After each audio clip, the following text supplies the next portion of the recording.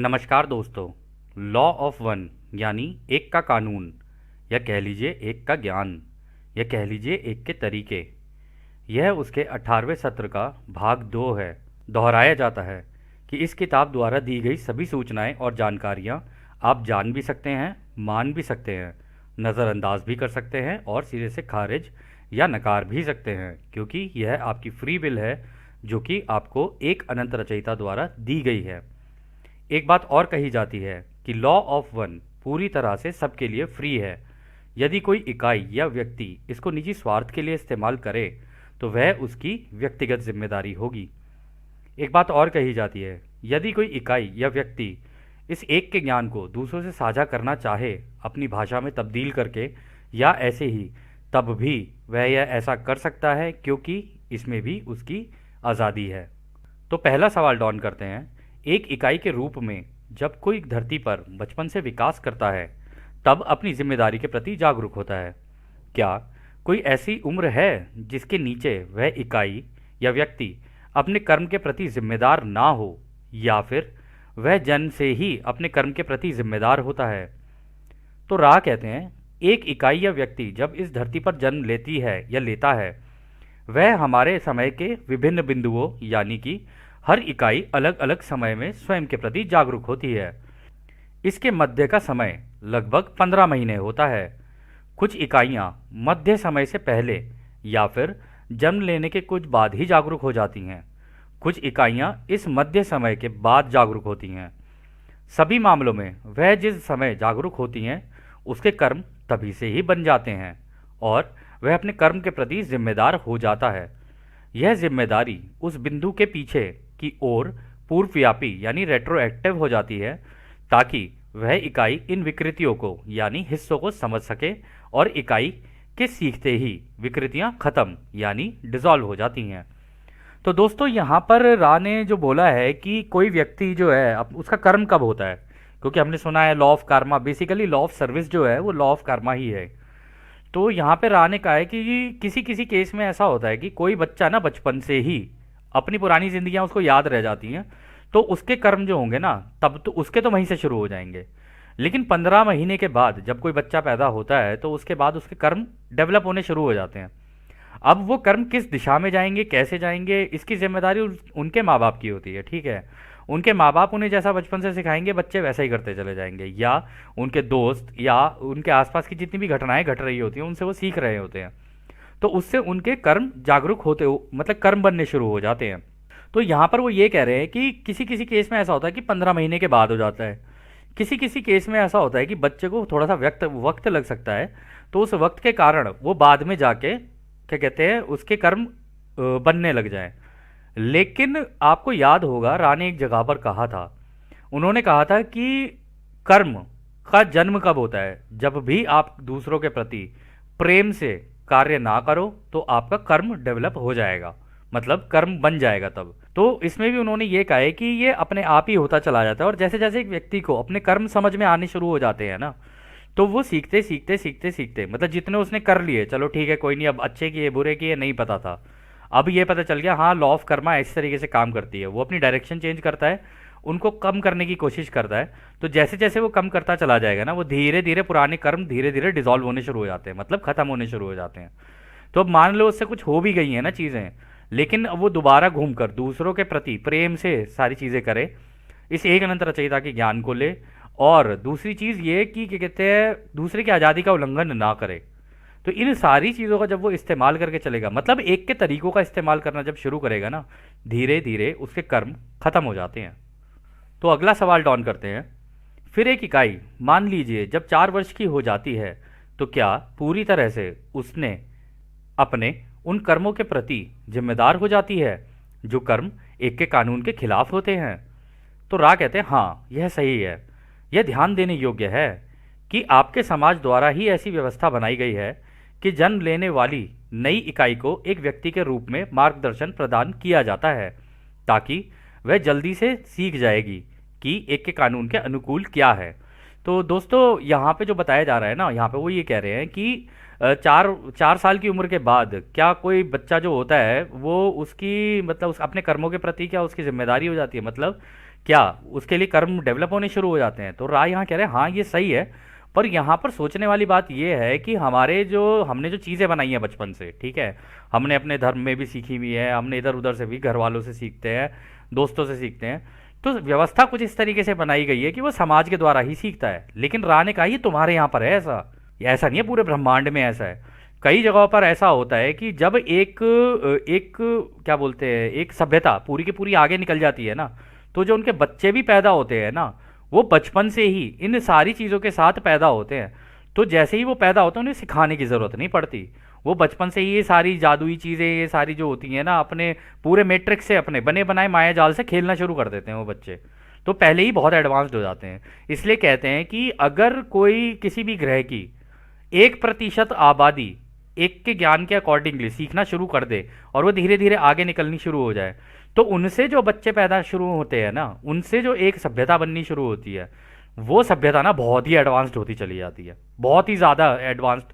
मतलब उसका अंदाज़ा लगाना मुश्किल है। जैसे हम लोगों को पहले बताया जाता था ना कि हमारे पूर्वज तो इतने एडवांस हुआ करते थे, ये हुआ करते थे, वो हुआ करते थे। वो इस कारण हुआ करता था, आपको याद होगा उन्होंने बताया था कि लमुरिया की सभ्यता जो है वो इतनी एडवांस थी, इतनी एडवांस थी कि वो मतलब अध्यात्म के रास्ते पर निकल निकल के एडवांस हो गए थे। तो उनको काफ़ी सारी चीज़ें जैसे राह हो गए और भी हो गई, तो उनको ब्रह्मांड से जानकारियाँ मिलती रहती थी, वो उनको सीखते रहते थे और दूसरों को बताते रहते थे। तो सीखना सिखाना चल ही रहा था वहाँ पर भी, इसलिए वो एडवांस भी होते चले गए। और 1% से ज़्यादा जितनी, मतलब 1% ग्रह की जो उनकी उस वक्त पे जो रही होगी, वो आगे निकल गई होगी। इस वजह से उनके जो बच्चे पैदा होते गए वो अध्यात्म के रास्ते पे आगे निकल गए। फिर वो आपको याद ही होगा, वो बट के कहीं अलग अलग अलग अलग जगहों पे चले गए, कोई तिब्बत चला गया, कोई कहीं चला गया, कोई कहीं चला गया। लेकिन सब ने, अगर आप नोटिस करें, सब में एक चीज़ कही गई है कि हाँ क्रिएटर एक है, रचयिता एक है, वो एक ही है, सबका मालिक एक है, एक ओमकार एक सतनाम। चीज़ें सेम हैं, लेकिन बाद में जाके उनके अंदर क्या क्या चीज़ें हुई वो एक अलग वो एक अलग विषय है। उसके अंदर ना ही घुसा जाए तो अच्छा है। बस इसके ऊपर सोचा जाए कि एक है तो कैसे है, क्या है, क्यों है और उसके तरीके क्या है, बस इतना जान लेना ही हमारे हिसाब से तो काफ़ी होता है। तो वो यही कह रहे हैं यहाँ पर कि उसका जो मार्गदर्शन होता है ना, फिर उसको उसके परिवार के द्वारा मिलता है, दोस्तों के द्वारा मिलता है, उसके हिसाब से वो चलना शुरू कर देता है। अगर एक के कानून के अनुकूल है फिर तो ठीक है, अगर उसके प्रतिकूल है, मतलब उसके ऑपोजिट है, फिर दिक्कत हो सकती, फिर उसका कर्म तो डेवलप होगा ही होगा। तो इसी में डॉन आगे कहते हैं, यह मार्गदर्शक कौन होते हैं? तो रा कहते हैं यह मार्गदर्शक वह होते हैं जिन्हें आप माता पिता, शिक्षक और मित्र कहते हैं। तो दोस्तों यही होते हैं बचपन में हर किसी के, कोई अलग तो होते नहीं। माँ बाप होते हैं और जो उनके टीचर्स होते हैं वो, और जो मित्र होते हैं, अब टीचर्स कहीं के भी हो सकते हैं, गुरुकुल हुआ करते थे, हर जगह पे अलग अलग हुआ करते हैं, आज भी होते हैं, ठीक है ना। आप तिब्बत में चले जाएंगे, वहाँ पे मोनेस्ट्रीज होती हैं, लोग वहाँ सीखते हैं, हर जगह पर अलग अलग होते हैं, लेकिन काफ़ी हद तक चीज़ें एक के ज्ञान से मिलती जुलती ही होती हैं, ठीक है ना। अब वो पूरे सारे तरीके होते हैं उसके अंदर नहीं होते हैं, वो एक अलग बात है। लेकिन यहाँ पे वो ये कह रहे हैं माता पिता होते हैं, शिक्षक होते हैं और मित्र होते हैं। तो अगला सवाल डाउन करते हैं। मैंने देखा है कि एक इकाई जिनका नाम एलिस्टर क्राउली है, उन्होंने लिखा है कि आप चाहे जो करो वही पूरा कानून है। Do what thou wilt is the whole world of the law. वो जाहिर तौर पर कुछ हद तक एक के कानून के बारे में जानकारी रखते थे। ये इकाई अब कहाँ है? तो यहाँ पर एलिस्टर क्राउली की बात हो रही है। तो एलिस्टर क्राउली के बारे में अभी देखते हैं रा का क्या कहना है। तो रा कहते हैं यह इकाई अभी आपके इनर प्लेन्स में है, उसकी अभी हीलिंग चल रही है। तो इनर प्लेन्स हो गए, मतलब लोअर एस्ट्रल इनर प्लेन्स हो गए, वहाँ पे अभी ये है और यहाँ वहाँ पे उनकी हीलिंग चल रही है, मतलब आत्मा की जो हीलिंग होती है वो चल रही है। तो अगला सवाल डाउन करते हैं। यह इकाई या व्यक्ति जिन्हें दिमागी तौर पर एक के कानून का ज्ञान था, क्या उन्होंने इसका कोई गलत इस्तेमाल किया जिसके कारण उनकी हीलिंग की प्रक्रिया चल रही है? तो रा कहते हैं यह इकाई हर चीज़ों की वास्तविक प्रकृति के साथ अधिक उत्तेजित, ओवर स्टिमुलेटेड था। यह अति उत्तेजना का परिणाम यह हुआ कि उनका व्यवहार उनके नियंत्रण में नहीं रहा, इस कारण उनमें संतुलन नहीं रहा। उन्होंने संतुलन बनाने की काफ़ी कोशिश की, जैसा कि हमने विभिन्न चक्रों के बारे में बताया है, जो लाल रे से यानी मूलाधार से शुरू होती है और ऊपर की ओर जाती है। उनके यह चक्र अत्यधिक प्रभावित हो गए और उन्होंने अपने आप को लोगों से अलग कर लिया था। वह इकाई सकारात्मक थी, हालांकि उनका पूरा जीवन कठिन रहा, क्योंकि वह अपनी इच्छाओं का समन्वय करने, सिंथेसाइज तथा सामंजस्य स्थापित करने, हार्मोनाइज करने में असमर्थ रहे तथा वे दूसरों के साथ अपनी करुणा को साझा नहीं कर सके। इस कारण यह इकाई काफी अस्वस्थ हो गई तथा आध्यात्मिक तरीके से कहें तो उनके अंदर दुख, दर्द, तकलीफ होने लगी। उनके चक्र में जगह जगह ब्लॉकेज होने लगी। इस वजह से ही उनकी हीलिंग चल रही है, ताकि उस इकाई का अपना अनुभव को देखने का नजरिया बदल जाए। तो दोस्तों यहाँ पे हुआ क्या कि वो हो तो गए, सीख तो लिया एलिस्टर क्राउली ने कि हाँ अपने चक्रों को कैसे एक्टिवेट किया जाता है, किस तरीके से उन्हें खोला जाता है, लेकिन अति उत्तेजना में, क्योंकि होता क्या है ना कि जब ये चक्र खुलने लग जाते हैं ना तो एक इंसान के अंदर ऊर्जा बहुत ज़्यादा आ जाती है। अब ऊर्जा अगर आपके अंदर ज़्यादा आ गई और आपसे नियंत्रण नहीं हुई, मतलब हो सकता है कि आप खुश हो जाओ, बहुत ज़्यादा वो हो जाओ और आप दूसरों के साथ खुशी को ज़रूरत से ज़्यादा इजहार करने लग जाओ। अब आप तो इजहार कर रहे हो, सामने वाले का वो लेवल है नहीं, ठीक है। आपने ज़रूरत से ज़्यादा इजहार करना शुरू किया तो वो समझ नहीं पाएगा और उस वजह से आपको धक्का लगना शुरू होगा, लोग आपको नकारना शुरू कर देंगे।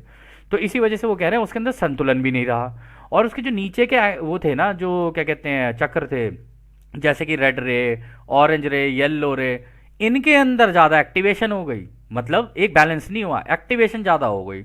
और इस वजह से उन्होंने क्या किया, इस एक्टिवेशन के चलते वो उत्तेजित ज़्यादा हो गए और उत्तेजित होने की वजह से उन्होंने अपने आप को दूसरों से अलग कर लिया। जबकि लॉ ऑफ लव ये कहती है कि आप इस लव को सीखो, दूसरों के साथ रहो, प्रेम प्यार से रहो, ज़रूरत से ज़्यादा भी उनकी लाइफ में इंटरफेयर मत करो, ज़रूरत से ज़्यादा भी उनके साथ घुलो मिलो मत, ठीक है। एक अपना एक संतुलन बना के चलो। तो यही हुआ उनके साथ, वो संतुलन बना नहीं। अब संतुलन बना नहीं तो अकेले कोने में बैठा इंसान यही सोचेगा कि यार मेरे को तो सब कुछ पता चल गया, प्रेम इतनी अच्छी चीज़ है, ये है वो है, परंतु मैं दूसरों को नहीं समझा पा रहा हूँ। अब जब मैं दूसरों से बात नहीं कर पा रहा हूँ उसके बारे में, तो अंदर दुख, दर्द, तकलीफ, ये सारी चीज़ें शुरू हो गई। और इस वजह से जाना था आध्यात्मिक रास्ते पर आगे, लेकिन चक्रों के अंदर ब्लॉकेज हो गई, यानी गांठें लगनी शुरू हो गई। अब जब गांठें लगनी शुरू हुई तो दुख हो गया, उनको दुख हो गया। तो वो होते होते होते उन्होंने अपना शरीर त्याग दिया। शरीर त्याग दिया तो उसके बाद उनकी क्या कहते हैं जो आत्मा थी उसकी हीलिंग होने लगी। हीलिंग की तो उनको ये बताया गया हीलिंग के बाद कि भाई ये जो नज़रिया था ना तुम्हारा देखने का, ये थोड़ा ठीक नहीं था, यहाँ पे थोड़ी सी तुम्हारी सी अनुभव लेने में दिक्कत हो गई है। तो अगला सवाल डॉन करते हैं। कल आपने कहा था कि माफ़ी मांगने से ही कर्मों को हम मिटा सकते हैं। मेरा मानना यह है कि कर्म को पूरी तरह से खत्म करने के लिए हमें माफ़ी को संतुलित करना होगा, यानी कि हमें दूसरों के साथ खुद को भी माफ़ करना होता है। क्या यह सही है? तो रा कहते हैं हाँ यह सही है। हम इसे समझाने के लिए थोड़ा और इस बारे में बताना चाहते हैं ताकि यह समझ थोड़ा और स्पष्ट हो सके। दूसरों को माफ़ करना स्वयं को माफ़ करना है। यह समझदारी स्वयं की और दूसरों की सचेत स्तर यानी कॉन्शियस लेवल पर पूरे माफ़ी मांगने पर जोर देती है, क्योंकि वह एक है। यानी कि आपको सचेत रूप से दूसरों के साथ स्वयं को भी माफ़ करना होता है। स्वयं को माफ़ किए बगैर यह माफ़ी पूरी हो ही नहीं सकती। तो दोस्तों यही होता है। आपने कभी कभी दोस्तों सुना होगा कि कुछ लोग कहते हैं कि अरे मैंने ये एक ऐसा कर्म कर दिया कि अब मैं अपने आप को खुद को भी नहीं माफ़ कर पाऊंगा, ठीक है। अब उस वजह से होता क्या है कि वो व्यक्ति दूसरों को भी माफ़ नहीं कर पाता और खुद को भी नहीं माफ़ कर पाता। या तो अपने को कर देगा या दूसरे को नहीं करेगा, दूसरे को कर देगा तो अपने को नहीं करेगा। जब भी माफ़ी होती है ना, दोनों जगह से ही होती है। तो जैसे कि आपने कई लोगों को देखा होगा, ओ सॉरी सॉरी, हम सो सॉरी सॉरी, हम सो सॉरी सॉरी कर रहे हो, उस सिचुएशन को उसी टाइम पर एनालाइज करना चाहिए कि अच्छा मेरे से गलती हुई, ठीक है, हो सकता है मैंने उसके पैर पे पैर रख दिया हो सकता है मुझे धक्का लग गया हो या कुछ हो गया हो। अब ये सारी चीज़ें हो तो गई हैं, मैंने सॉरी सॉरी भी बोल दिया है, लेकिन सामने वाला हो सकता है गुस्सा हो जाए। तो गुस्सा हो जाए तब भी वहाँ से हो सकता है आप निकल जाओ, लेकिन तब भी उसके गुस्से के लिए उसको माफ़ करना कि इसको नहीं पता है कि मुझसे गलती हुई है, इसको लगा शायद मैंने जानबूझ के किया है। इसके लिए हो सकता है यहाँ पे लॉ ऑफ कन्फ्यूजन हो, कन्फ्यूजन उसकी आज़ादी का उल्लंघन उसको लग रहा हो, इस वजह से उसको ऐसा लगता है। तो तब भी उसको भी माफ़ करो और खुद को भी माफ़ करो और आगे निरंतर चलते रहो। माफ़ी दो, माफ़ी लो, मतलब खुद को माफ़ करो और निरंतर आगे बढ़ते रहो, रुकना नहीं होता है। तो अगला सवाल डॉन करते हैं। धन्यवाद, मेरे सोचने के तरीके का यह सबसे महत्वपूर्ण बिंदु है। आपने बताया था कि कई सारे महासंघ हैं, क्या सभी एक ही तरीके से रचयिता की सेवा करते हैं? यह कुछ विशेष प्रकार की सेवा में विशेषज्ञ स्पेशलाइज भी हैं? तो मतलब यहाँ पे डॉन ये पूछ रहे हैं क्या सारे ही महासंघ एक तरीके का ही काम करते हैं या सब अलग अलग तरीके के हैं? तो रा कहते हैं सभी एक रचयिता की ही सेवा करते हैं, सेवा करने के लिए और कुछ नहीं है, रचयिता ही सब कुछ है, रचयिता की सेवा ना करना असंभव है। बस इस सेवा के अलग अलग प्रकार होते हैं, जैसे कि महासंघ में है जो आपके लोगों के साथ कार्य करते हैं। प्रत्येक महासंघ कुछ विशेष व्यक्तियों का समूह होता है, जिसमें से प्रत्येक वो कर रहा है जिसे वो मैनिफेस्टेशन में लाने के लिए व्यक्त करता है, यानी एक्सप्रेस करता है। तो दोस्तों ऐसा नहीं है महासंघ में कि सारे एक जैसा काम करते हैं। इनमें कई होते हैं जो योद्धा भी होते हैं, योद्धा मतलब वास्तविकता में योद्धा होते हैं। उनके शरीर भी रोशनी के होते हैं, उनकी छाती पे रोशनी की शील्ड लगी होती है। मतलब यदि आपकी आँख के सामने आ जाए ना, और हमारे तो खैर हम सब के कुछ कुछ अनुभव हुए हैं तो हमें पता है, थोड़ा सा अनुभव के कहने पे ही कह रहे हैं। छाती पे शील्ड लगी होती है रोशनी की, और वो जो रोशनी की शील्ड होती है ना, यदि आपके पास आ जाए तो आपकी आंखों से आंसू निकलने शुरू हो जाएंगे, क्योंकि इतना प्यार होता है, इतना प्यार होता है। वो ऐसा प्यार होता है कि जैसे मान लो एक छोटा बच्चा, उसे कोई डराने की कोशिश कर रहा हो और वो अपनी माँ की उसमें ओट में चला जाए। अब माँ की ओट में चला जाएगा तो रोएगा ही वहां पे बैठ के, क्योंकि माँ उसे प्रेम कर रही होती है। तो बिल्कुल उस तरीके का प्रेम झलकता है इनके अंदर से। परंतु केवल ये नहीं है, योद्धा हो गए। कई ऐसे होते हैं जिनको, एक ऐसी रेस भी है जिनको बोलते हैं मास्टर हीलर रेस। वो ऐसे होते हैं कि वो आपको टच करेंगे तो आपकी क्या कहते हैं आत्मा को पूरा ठीक कर देंगे, आपके पूरे शरीर को ठीक कर देंगे।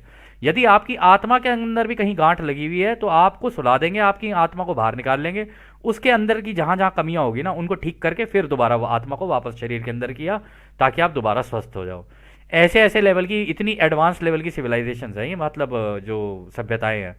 कई इसके अंदर ऐसे हैं जो कि ग्रहों की रक्षा करते हैं। मतलब ग्रहों की रक्षा मतलब जैसे हमारे आक्षिक रिकॉर्ड हो गए, उनका ध्यान रखना। हमारे अनुभव चल रहे हैं, हमारे अनुभवों में कहीं कोई दिक्कत तो नहीं आ रही, उसका ध्यान रखना। कहीं हम रुक तो नहीं रहे हैं, उसका ध्यान रखना। सबके अलग अलग काम हैं। कहीं कहीं पे ऐसा भी होता है कि ग्रह को दिक्कत ही हो रही है, पूरे ग्रह को ही दिक्कत हो गई, मतलब लोग नहीं, ग्रह को ही दिक्कत हो गई। तो उस ग्रह के अंदर जाके कि उसके अंदर कहाँ दिक्कत हो रही है, वहां जाके उस ग्रह के अंदर वो चीज़ ठीक कर देना, ताकि वो ग्रह भी अपने अनुभव आगे आगे लेकर चलता रहे। तो ये बहुत ही ज़्यादा एडवांस लेवल की चीज़ है ये। जब आएंगे तो आप खुद ही देख लेना, क्योंकि बोल तो दिया है राह ने। परिस्थितियाँ कैसी भी हों दोस्त, हमने वादा किया है आएंगे तो आएंगे।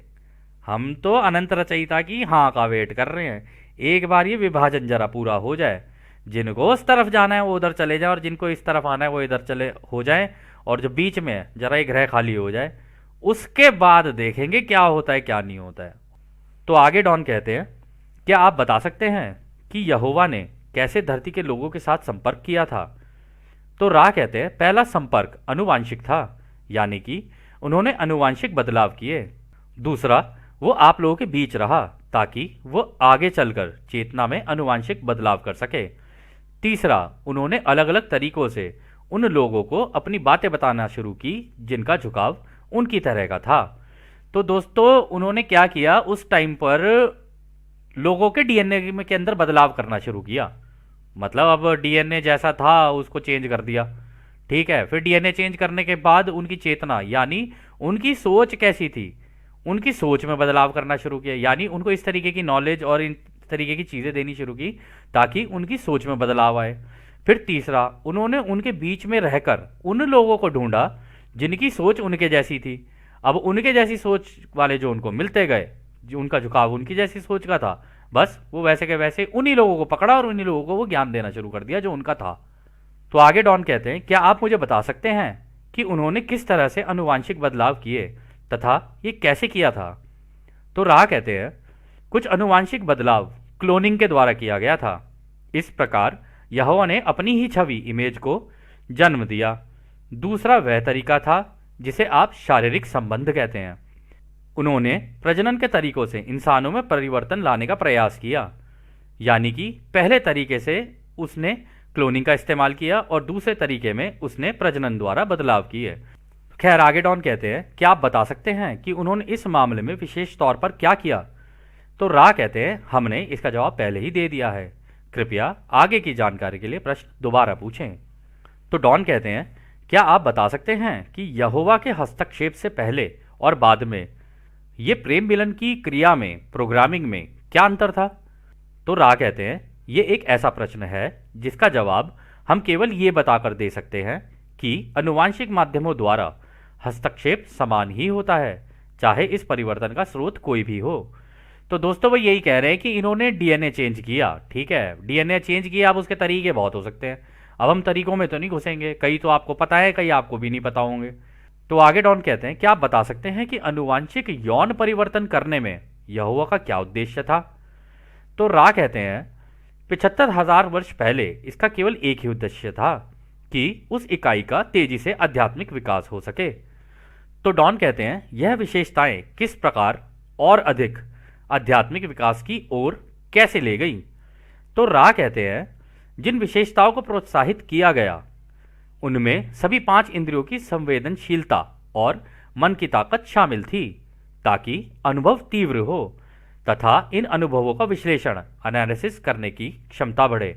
तो दोस्तों यहाँ पे पता है क्या कह रहे हैं, वहाँ पे वो कह रहे हैं कि ऐसा क्या किया था उन्होंने इस इंसानी सभ्यता के साथ कि उनके वो अध्यात्म के रास्ते पर आगे निकले। तो उन्होंने कहा कि उनकी 5 इंद्रियां, यानी हमारा देखना, हमारा सूंघना, हमारा टच करना, हमारा सुनना और हमारा टेस्ट, इन चीज़ों के अंदर थोड़े से चेंज किए ताकि हम लोग इनको और बेहतर तरीके से समझ सकें। और दूसरा उन्होंने कहा कि मन की ताकत यानी दिमागी शक्ति भी खोल दी थोड़ी सी। मतलब जैसे कि हम ये तीसरी अपनी जो आंख होती है या कुंडलिनी कहते हैं, इसका भी किस तरीके से इस्तेमाल कर सकते हैं, इसके अंदर भी बदलाव किए, दिमाग के अंदर भी बदलाव किए, ताकि हम लोग एक एनालिसिस कर सके, मतलब ठीक गलत, सही गलत, या फिर कह लो कि क्या अच्छा लग रहा है क्या बुरा लग रहा है, इन चीज़ों के बारे में सोच सकें। ये इस तरीके के बदलाव भी उस वक्त किए गए। तो आगे डॉन कहते हैं यहोवा ने कब आनुवंशिक परिवर्तन करना शुरू किया था? तो रा कहते हैं यहोवा के समूह ने यह परिवर्तन लगभग 75,000 वर्ष पहले मंगल ग्रह पर क्लोनिंग द्वारा शुरू किया था। यहां पर अंतर है, ये जानकारी आपके समय में भविष्य में है और हम आपकी स्वतंत्र इच्छा का उल्लंघन नहीं कर सकते हैं, नहीं तो भ्रम कानून लॉ ऑफ कन्फ्यूशन लग जाएगा। तो दोस्तों पता है यहाँ पे वो क्या कह रहे हैं, वो कह रहे हैं कि उन्होंने 75,000 साल पहले किया था ये, ठीक है, और क्लोनिंग जो शुरू की थी वो मंगल ग्रह पे की थी, फिर उसके बाद वहां से यहाँ लाए और पहले आत्माओं के अंदर क्लोनिंग की, फिर वहां से यहाँ लाए, फिर यहाँ से नए शरीर दिए, फिर उनके अंदर ट्रांसफर और चीज़ों को वो बदलाव करना शुरू किया, उसके बाद ये सारी चीज़ें हुई। अब रा ने कहा यह जानकारी आपके समय के भविष्य में है, यानी या तो आप अपनी ध्यान अवस्था में जाकर खुद ढूंढ लो, पहली चीज, नहीं तो दूसरी बात, जब कटाई हो जाएगी तो तुम्हें सारी पुरानी जिंदगियां भी याद आ जाएंगी, तुम्हें सारा ब्रह्मांड एक ही जगह पे दिख जाएगा, कितनी कितनी चीजें कहाँ कहाँ हुई वो सारी इंफॉर्मेशन तुम्हारे सामने आ जाएगी, या तो तब देख लेना। हम तुम्हें ये चीज इसलिए नहीं बता सकते क्योंकि इससे तुम्हारी आजादी का उल्लंघन हो जाएगा, वरना तुम ये सोचोगे अरे उन्होंने हमारे साथ ऐसे कर दिया, अरे उन्होंने हमारे साथ वैसा कर दिया, अरे ये हो जाएगा, अरे वो हो जाएगा। तो ये सारी चीजें जो होती हैं ना, इनका थोड़ा सा ध्यान रख के राह चले हैं यहाँ पे। तो आगे राह कहते हैं लगभग 2600 वर्ष पहले दूसरी बार हम अपनी बात को अब सुधारना चाहेंगे। लगभग 3600 वर्ष पूर्व ओरियन समूह द्वारा बदलाव करने का पुनः प्रयास किया गया था। कई प्रयासों के बाद एक जाति समूह जिन्हें आप अनक कहते हैं यानी अनुनाकी कहते हैं, उनको नए अनुवांशिक कोडिंग के साथ गर्भवती किया गया, जिससे उनके वंशज विशाल और ताकतवर पैदा हो। तो डॉन कहते हैं वे क्यों चाहते थे कि उनके वंशज विशाल और ताकतवर हों? तो रा कहते हैं यहोवा के लोग एक के कानून की समझ को बढ़ाना चाहते थे, ताकि वो इकाई एक के कानून को समझने में सक्षम हो जाए, या कोई व्यक्ति एक के कानून को समझने में सक्षम हो जाए। परंतु यह प्रयास विफल हो गया, क्योंकि एक के कानून को अपनाने के बजाय उन्होंने अपने आप को दूसरों से अलग और बेहतर समझना शुरू किया, जिसके कारण वे खुद की सेवा के रास्ते पर निकल गए। तो दोस्तों हुआ ऐसे ही कि पहले से तो चले आ रहे थे ठीक ठाक, लेकिन जैसे ही शरीर के अंदर बदलाव हुए और विशाल और ताकतवर हो गए ना, तो उसके बाद ये जो अनुनाकी ओराइन समूह ने जो किया ना, उनसे जो पैदा हुआ है, उनकी जो ब्रीड निकली, उनकी जो ये निकली, क्या बोलते हैं, सिविलाइजेशन कह लो, या फिर उनके जो प्रजाति निकली पीछे से, कहते उन लोगों ने अपने आप को दूसरों से अलग करना शुरू कर दिया, अपने आप को दूसरों से बेहतर समझना शुरू कर दिया। उस वजह से आज़ादी का उल्लंघन हो गया, क्योंकि आज़ादी का कानून तो ये कहता है कि सब कुछ एक ही है, ठीक है ना, सारे के सारे पूरे ब्रह्मांड में एक ही हैं। उन्होंने अपने आप को दूसरों से अलग कर दिया, यानी हम स्पेशल हैं, अपने आप को स्पेशल मान लेना। तो इस वजह से यहां पे आज़ादी का उल्लंघन हो गया और वो लोग खुद की सेवा के रास्ते पर निकल गए। तो डॉन कहते हैं मुझे यह ठीक से समझ नहीं आया, क्या आपका मतलब यह है कि ओरायन समूह ने एक अलग समाज बनाने के लिए इन विशाल इकाइयों का निर्माण किया ताकि एक के कानून को नकारात्मक तरीकों से लागू किया जा सके। तो रा कहते नहीं, यह गलत है। यह प्रयोग यहोवा द्वारा ओरियन समूह के प्रयासों को विफल करने के लिए कुछ मामलों में किया गया था। हालांकि ओरियन समूह ने इन इकाइयों के मन में एलीट्स बनाने की सोच बैठा दी थी, बजाय कि वे अपना ध्यान एकता को सीखने और सिखाने पर लगाते। तो दोस्तों पता है यहाँ पे हुआ क्या? सबसे पहले 75,000 साल पहले ये हुआ, ठीक है। फिर उसके बाद 3600 साल पहले ये फिर हुआ। फिर यहोवा जो थे वो दोबारा आए, उन्होंने दोबारा ठीक करने की कोशिश की। लेकिन तब तक ओरायन समूह जो था ना, वो अपने प्रयासों में कामयाब हो चुका था और उसने अपनी एक समूह बनाया जिनको उसने एलीट्स बना दिया।